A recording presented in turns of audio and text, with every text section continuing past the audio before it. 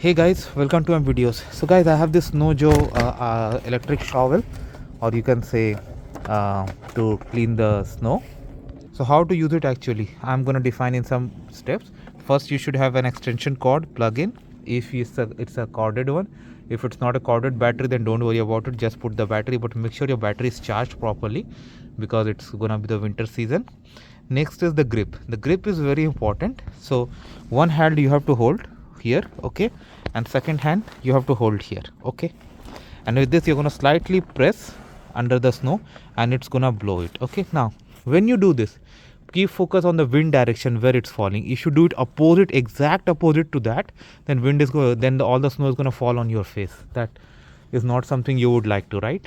So instead, if wind is falling in the direction you are cleaning, it's the perfect situation for you, because that wind is going to help you clean the snow.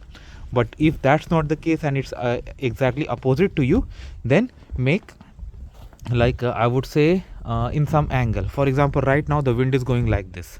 So if I do it like this, all is going to fall on me. So what I'll do it in triangle way, okay, so that it does not fall on right on my face. So you see this small button, this you need to press and then hold this.